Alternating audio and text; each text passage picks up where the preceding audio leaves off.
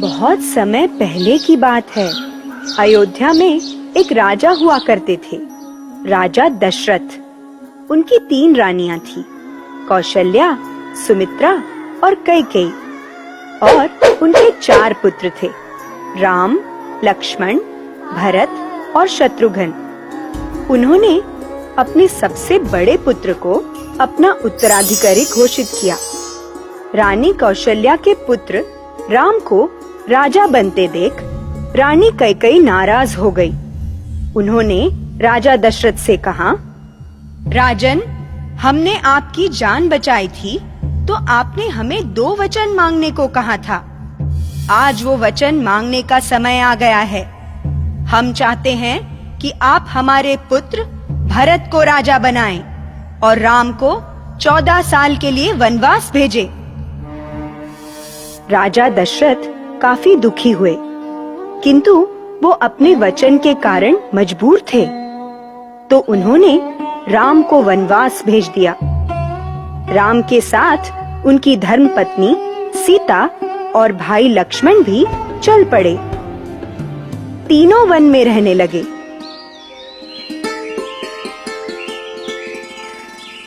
एक दिन शूर्पणखा नाम की एक राक्षसी एक सुंदर नारी का रूप धारण कर वहां आई। वो राम जी को देखकर मोहित हो गई और उन्हें जाकर बोली, मुझे आपसे शादी करनी है। राम जी ने मुस्कुराकर कहा, देवी, मैं तो पहले से ही शादीशुदा हूँ। आप मेरे भाई लक्ष्मण के पास जाइए और उनसे पूछिए कि क्या वो आपसे शादी करेंगे। ये सुनकर शूर्पणखा लक्ष्मण के पास चली गई, लेकिन शूर्पणखा का प्रस्ताव लक्ष्मण ने भी ठुकरा दिया।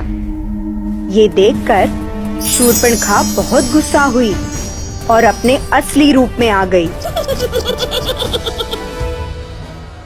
उसने सीता जी को मारना चाहा, किंतु लक्ष्मण ने शूर्पणखा की नाक और कान काट दिए। शूर्पणखा रोते रोते अपने भाई रावण के पास गई। रावण लंका में रहता था और वो सारे राक्षसों का राजा था। उसने अपनी बहन के अपमान का बदला लेने की ठानी।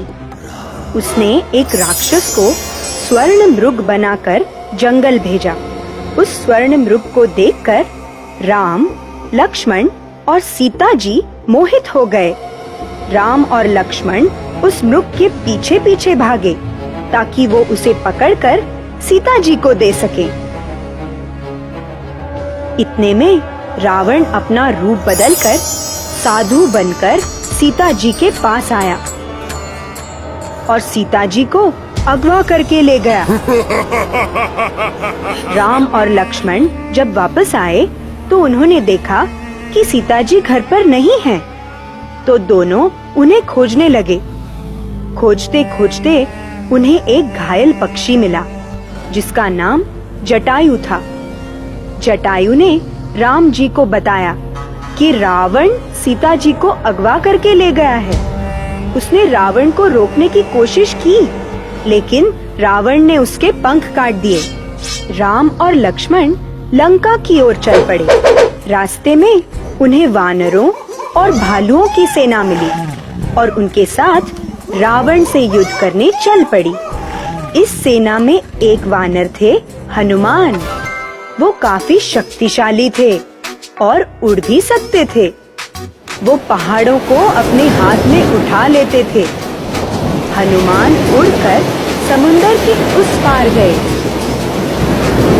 और देखा कि रावण ने सीता जी को कैद करके रखा है। ये बात जानकर राम जी ने अपनी सेना के साथ समुद्र पर पुल बनाना शुरू किया और लंका पहुंच गए। लंका में उनका रावण और उसकी राक्षस सेना के साथ घनघोर युद्ध हुआ। आखिर में राम जी और उनकी सेना ने सारे राक्षसों को मार भगाया। रावण का भी अंत हो गया।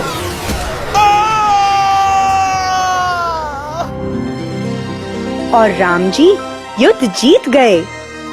जीतने के बाद राम जी और सेना सीता जी को लेकर वापस आ गए। 14 साल का वनवास पूरा कर जब राम, सीता और लक्ष्मण वापस अयोध्या आए तो पूरे अयोध्या में खुशियां छा गई। सारी प्रजा ने अयोध्या को दियों और फूलों से सजाया और भगवान राम का स्वागत किया। रावण पे राम की जीत का भी उत्सव मनाया गया। तब से हम हर साल कार्तिक अमावस्या के दिन भलाई की बुराई पर जीत का त्योहार दिवाली मनाते हैं। हैप्पी दिवाली! हेलो दोस्तों, हमारे इस चैनल को सब्सक्राइब करने के लिए यहाँ क्लिक कीजिए